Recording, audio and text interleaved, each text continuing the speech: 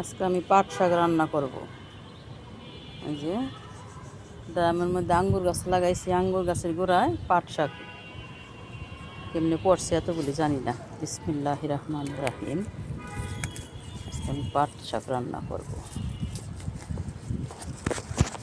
এই পাট শাকগুলি ডুগাগনে ছিঁড়া খাইলে আবার মনে করেন এক সপ্তাহ পরে আবার খাওয়া যাবে। মাশাআল্লাহ, এত শাক হয়েছে, অগণিত শাক হয়েছে।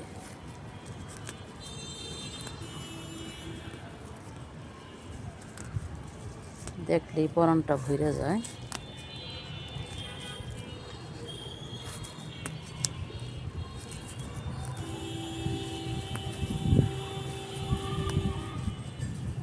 কি ভালো লাগতেছে।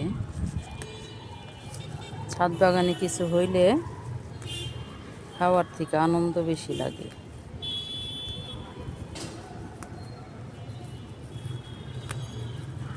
আমার ছাদে যেই পাট হয়েছে, সোনালি হাঁস জাগ দিয়ে যদি বের করতাম তাহলে আমি কয়েক হাজার টাকার পাট বিক্রি করতে পারতাম। জাগ দেওয়ার জায়গা নাই। একবার ড্রামে দিছিলাম, ওই রকমভাবে হয় না।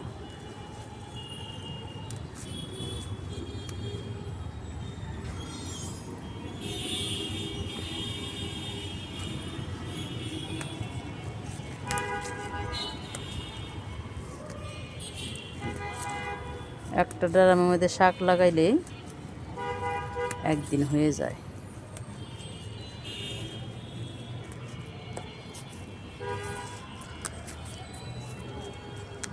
একটু পরিশ্রম করতে হয়, পরিশ্রম ছাড়া কিছু হয় না। সংসারের পাশাপাশি একটু পরিশ্রম করতে হয়। ফজরের নামাজ পড়ে আসলে ছেওয়া ছেওয়া থাকে, কাজ করতে কষ্ট হয় না।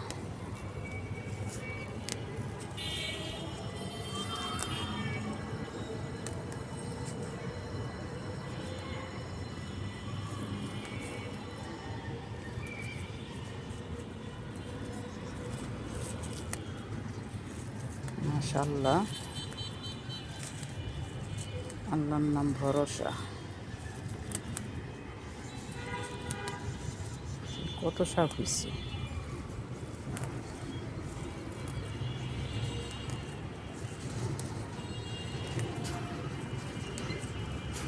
আবার এক সপ্তাহ পরেই খাওয়া যায়। মাথাটা ছিঁড়ে নিয়ে গেলাম, এক সপ্তাহ পরে আবার খাওয়া যাবে।